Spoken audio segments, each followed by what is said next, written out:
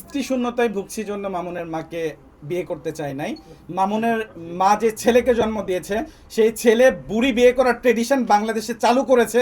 ওর ছেলের ট্রেডিশন ধরে রাখার জন্য আমি এই বুড়িকে বিয়ে করার অফার দিলাম। ইভেন তার সাথে আমাকে সে আমার জেন্ডার নিয়ে কথা বলেছে, সো আমার এটা প্রুভ করতেই হবে যে আমি ছেলে মানুষ। তো আমি ওই বুড়িকে দিয়ে প্রমাণ করতে চাই। একজন ভাই তার বোনের কাছে কি সুযোগ নিবে আমি বুঝলাম না। সেই ফকিন্নির ছেলের সাথে বন্ধুত্ব হয়েছে কারণ ফকিন্নির ছেলেকে কালচার দেওয়ার জন্য আমি ভালো বানানোর জন্য নিয়ে আসছি, এবং সেভারেল টাইম লায়লার সাথে যখন গন্ডগোল হয়েছে তখন মিলাই দেওয়ারও চেষ্টা করেছি। এবং আমি মোহনাকে বলেছি, আপু তুমি যদি চাও আমি পার্সোনালি মামুনের সাথে কথা বলে তোমাকে প্যাচ আপ করে দিব।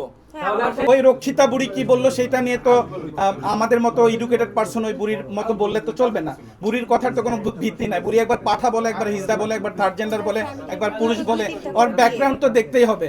বুড়ি যেদিন লায়লার বাসায় আসছিল সেদিন চটের ব্যাগ, বোঝেন, চটের ব্যাগে কাপড় নিয়ে আসছিল। হ্যাঁ, ওই বুড়ি আমাদের সামনে এসে কথা বলতে পারবে না। বুড়ি ওই বলছেন আমার বিরুদ্ধে মামলা দিবে।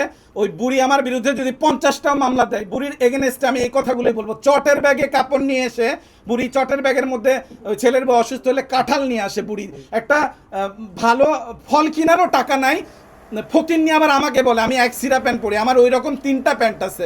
আমি হাফ প্যান্ট পরে আমার একটা ইউজড হয়ে গেছে, দ্যাটস ওয়াই আমি হাফ প্যান্ট পরে আমি তো লাইভে বুড়িকে আমার হাফ প্যান্ট বা টি শার্ট কতগুলো আপনারা আমার টিকটক বা আমার ফেসবুক আইডি স্ক্রল করলেই দেখতে পারবেন। বুড়ি বলছে আমার কাপড় নাই, আমার কিছু নাই।